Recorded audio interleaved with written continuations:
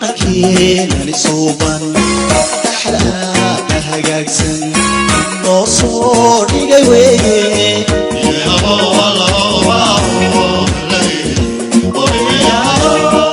madaxweynaha dawladda deegaanka Soomaalida mudane Mustafa Maxamed Umar ayaa la guddoonsiiyay shahaadada aqoonsiga xeerka Soomaaliyeed ee xeer ciise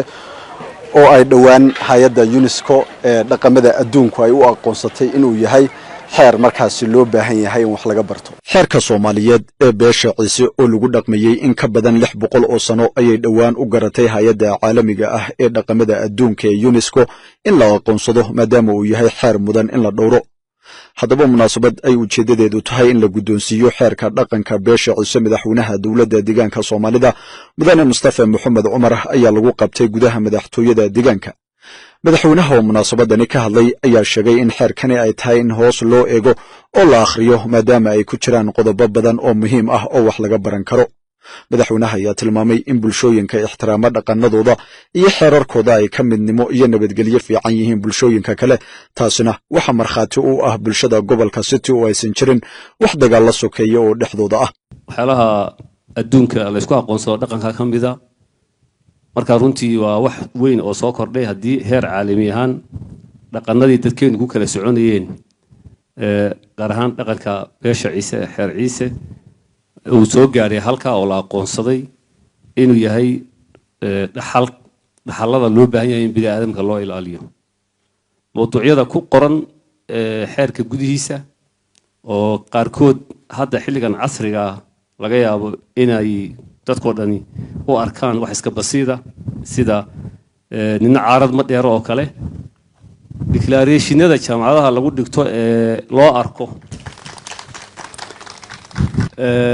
loo arko inay ilbaxnimo soo kordhiyeen sida 1776 Mareykanka markii la asaasay oo kale qodobka ugu horeeya wuxuu ka hadlayay sinaanta dadka kacaankii muxuu ahaa Faransiiska isaguna reer Yurubka ay u yaqaanaan meeshay xadaaradda ka soo bilaabeen casriga qodobada ugu horeeya equality of men sinaanta dadka uu ka hadlayay laakiin islaamku qarniyo ka sii horeeyo kumanaan sano ka hor diinta islaamkuna sinaanta dadka qof walba inuu qofka kale la siman yahay waxa la isdheer yahay cibaadada Ilaahay sida lagu kala dhow yahay yaa laga hadlay marka xeerkanina dadkii jiray xilligaas Soomaaliyeed in ay arrimo noocaas xeer ka dhigtaan maanta in sahlanta laga yaaba laakiin waa inaan ogaanaa xilliyada waxan ay qorayeen wuxuu ahaa xilliyo adduunka kala sarreyntu ay caadi ahayd ama ha noqoto asadoonsigii jiray ama ha noqoto boqortooyooyin jiray ama feudalism wixii loo oran jiray xilliyo dadku kala sarreeyeen dabaqada ahaayeen dad ay lahaayeen oo qaarkii dhaqanka noocaas ah weli meelaha qaarkood Soomaalida uu baaqi inaga siiyay hadda way naga dhamaanin oo eegada aan ognahay inaynu qaarkeen aaminsanahay qaar kale inaan ka fiican oo haybso weli meelaha qaarkood ka jiro in xilliga la xiriyo arintaasi arin progressive oo hor socda oo soo kordhay bay runtii yahay qodobo fara badan oo kale oo maanta saldhig waa nabadda ka jirta iyo midnimada beeshaas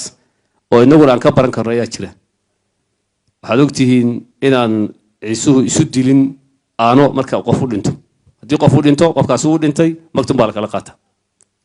dhaqan ma jiro dhaqanka diiday xeerkii qorteen baa diiday inagu ilaa maanta waxaynu xitaa deegaankeena ahaan Soomaali ahaan meel walba ku rafaadsanay waxa kamid ah weli inaan xeer dhaqami ah oo xakameeya markuu dilku dhaco maxaa la yeelaa si aan u sii socon dilku oo la isku raaco oo la ixtiraamayo inuu jirin weli arrimaha jiray kamid yihiin qolka runtii xeerkani ma ahaynu xeer inta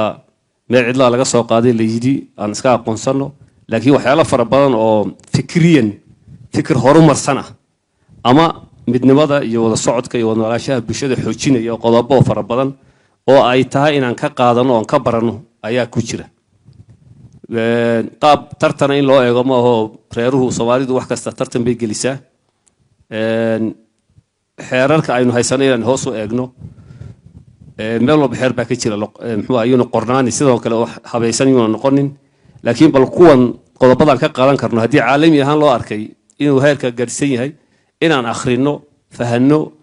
xeerarkeena waxyaalihi aan ka qaadan karno aan ka qaadano ku darsano ayaa muhiim ah waayo bini'aadamku waxbu kala bartaa ceebna ma aha in dadka kale wax laga barto waynu ka qaadana xeerar iyo dhaqano Soomaaliba ka shisheeya wayna soo galaan marka xeerkana inaan hoos u akhrino oo eegno oo wixii naga anfacaya aan qaadano waxaad ogtihiin bulshooyinka dhaqankoodu midaysan yahay ama xeerarkooda ixtiraama inay ka midaysan yihiin ka midnimo fiican yihiin ka muwaafaqo fiican yihiin dadka kale beesha ciisana maanta midnimada ay haystaan iyo muwaafaqada ay haystaan iyo amniga gudahooda wax halis oo dhexdooda ku jiro maanta la kala hayo oo ciidamada kala dhex fadhiyaan ma jiraan habeeraati waxay ku tusaysaa marka faa'iidada xeerka ay sameysteen uu jiro maanta haddii xitaa dawladaha jira ay dumaan nidaam ay ku wada noolaan karaan ayay sameysteen weey macna halka meel kale inagoon tegin Soomaalideena kale boolis hadii la waayo 2 maalmood isku wada dhaqaaqay la soo dilayo taa laftigeedu inaynu ka garawno oo aynu xalaha dhaqankaasi ku suurta galay sidii loo adkeyn lahaa dhaqanada jira iyadoo laga qaadanayo way istagayaan dhaqanadu hadda maanta diintii baa dadkii midaysay aragtiyadii hore ee dhaqanka waxa ka xoog batay kuwii diinta oo diinta islaamku dadku wada haystaa laakiin dhaqanadeena waxa la wixii waafaqsan diinta islaamku inaan tan sii xoojino aan wax ka barano ayaa loo baahan yahay waxaan aad u bogaadinayaa marwaayaan iyo city heritage iyo intii ka soo shaqeysay arintan waxa kale oo bogaadinayaa dhammaan wixii ka qayb qaatay suurtagelinta arintan ee nala qabtay ka baxsan deegaanka Soomaalida dalalka dhaqankani uu ka jiro iyo heer dal Itoobiya ahaanba intii ka shaqeysayna waan bogaadinayaa waxaan soo gunaanaya hadalkayga in dhaqankan uu noqon wax intay maanta kala gudoono aynu ka tagno inaan hoos u eegno curriculumka lagu barto waxyaalaha dhalinyartu ay baranayaan taariikhdooda ay ka mid tahay muxuu ahaa aan sii gudbino oo jiilasha hore ay nagu soo gudbiyaan iyagana la sii gudbiyo in laga shaqeeyo ayaa loo baahay